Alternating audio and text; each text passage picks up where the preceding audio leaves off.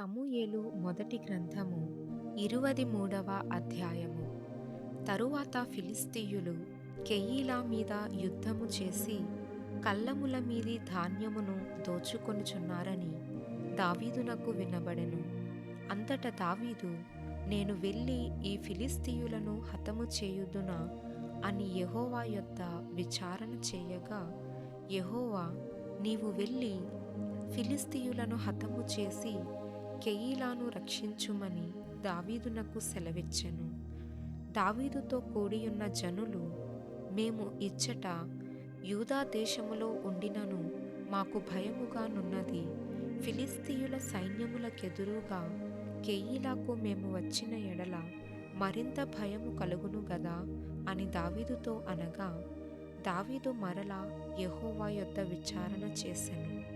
నీవు లేచి కెయీలాకు వెళ్ళుము, ఫిలిష్తీయులను నీ చేతికి అప్పగించుదునని యెహోవా సెలవీయగా, దావీదును అతని జనులను కెయీలాకు వచ్చి ఫిలిష్తీయులతో యుద్ధము చేసి వారిని లెస్సగా హతము చేసి వారి పశువులను దోచుకొని వచ్చిరి.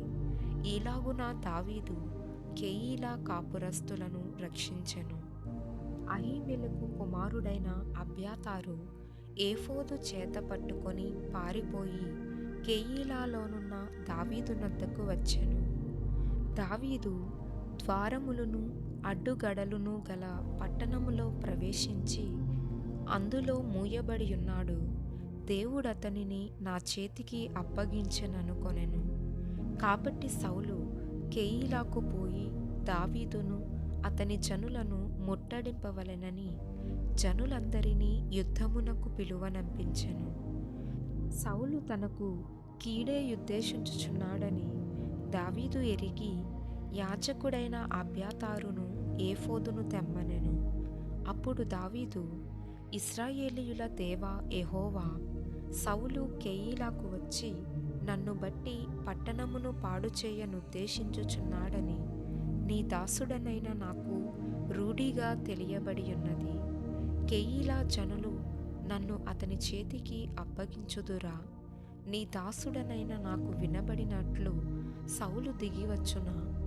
ఇశ్రాయేలీయుల దేవా యెహోవా, దయచేసి నీ దాసుడనైన నాకు దానిని తెలియజేయుమని ప్రార్థింపగా అతడు దిగివచ్చునని యెహోవా సెలవిచ్చెను. కెయీలా జనులు నన్ను నా జనులను సౌలు చేతికి అప్పగించుదురా అని దావీదు మరలా మనవి చేయగా, యెహోవా, వారు నిన్ను అప్పగించుదురని సెలవిచ్చెను. అంతటా దావీదును దాదాపు 600 మంది అయిన అతని జనులను లేచి కెయీలాలో నుండి తరలి ఎక్కడికి పోగలరో అక్కడకు వెళ్ళిరి. దావీదు కెయీలాలో నుండి తప్పించుకొనిన సంగతి సౌలు విని వెళ్ళక మానెను. అయితే దావీదు అరణ్యములోని కొండ స్థలములయందును జీపు అను అరణ్యమున ఒక పర్వతమందును నివాసము చేయుచుండెను. సౌలు అనుదినము అతని వెదకినను దేవుడు సౌలు చేతికి అతనిని అప్పగించలేదు. తన ప్రాణము తీయుటకై సౌలు బయలుదేరినని తెలిసికొని దావీదు జీపు అరణ్యములో ఒక వనమున దిగెను. అప్పుడు సౌలు కుమారుడైన యోనాతాను లేచి వనములోనున్న దావీదునొద్దకు వచ్చి, నా తండ్రి అయిన సౌలు నిన్ను పట్టుకొనజాలడు, నీవు భయపడవద్దు, నీవు ఇశ్రాయేలీయులకు రాజువగుదువు, నేను నీకు సహకారినవుదును. ఇది నా తండ్రి అయిన సౌలునకు తెలిసియున్నదని అతనితో చెప్పి దేవుని బట్టి అతని బలపరచెను. వీరిద్దరూ యెహోవా సన్నిధిని నిబంధన చేసుకొనిన తరువాత దావీదు వనములో నిలిచెను. యోనాతాను తన ఇంటికి తిరిగి వెళ్ళెను. జీఫీయులు బయలుదేరి గిబియాలోనున్న సౌలునొద్దకు వచ్చి యెషీమోనుకు దక్షిణముననున్న హకీలా మన్యములోని అరణ్యమున కొండ స్థలములయందు మా మధ్య దావీదు దాగియున్నాడే, రాజా, నీ మనోభీష్టమంతటి చొప్పున దిగిరమ్ము, రాజవైన నీ చేతికి అతనిని అప్పగించుట మా పని అని చెప్పగా, సౌలు వారితో ఇట్లనెను, మీరు నాయందు కనికరపడినందుకై మీకు యెహోవా ఆశీర్వాదము కలుగునుగాక. మీరు పోయి అతడు ఉండు స్థలము ఏదైనది అతనిని చూచినవాడు ఎవడైనది నిశ్చయముగా తెలుసుకొనుడి.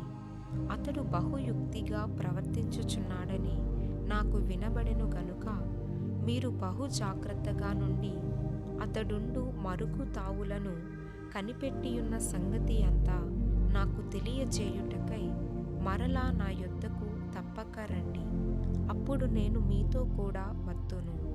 అతడు దేశములో ఎక్కడ నుండినను యూదా వారందరిలో నేను అతని వెదకి పట్టుకొందును.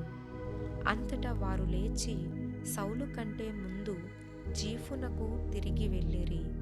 దావీదును అతని జనులును యెషీమోనుకు దక్షిణపు వైపుననున్న మైదానములోని మాయోను అరణ్యములో ఉండగా సౌలును అతని జనులును తన్ను వెదకుటకై బయలుదేరిన మాట దావీదు విని కొండ శిఖరము దిగి మాయోను అరణ్యమందు నివాసము చేసెను.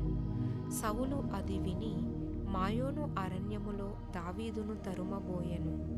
అయితే సౌలు పర్వతము ఈ తట్టునను దావీదును అతని జనులును పర్వతము ఆ తట్టునను పోవుచుండగా దావీదు సౌలు దగ్గర నుండి తప్పించుకొని పోవలెనని త్వరపడుచుండెను.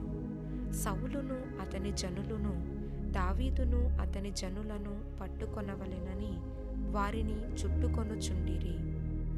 ఇట్లుండగా దూత ఒకడు సౌలు నొద్దకు వచ్చి, నీవు త్వరగా రమ్ము, ఫిలిష్తీయులు దండెత్తి వచ్చి దేశములో చొరబడి ఉన్నారని చెప్పగా సౌలు దావీదును తరుముట మాని వెనుకకు తిరిగి ఫిలిష్తీయులను ఎదుర్కొనబోయెను. కాబట్టి సెలహమ్మలెకోతు అని ఆ స్థలమునకు పేరు పెట్టబడెను. తరువాత దావీదు అక్కడ నుండి పోయి ఎన్గెదీకి వచ్చి కొండ స్థలములలో నివాసము చేయుచుండెను.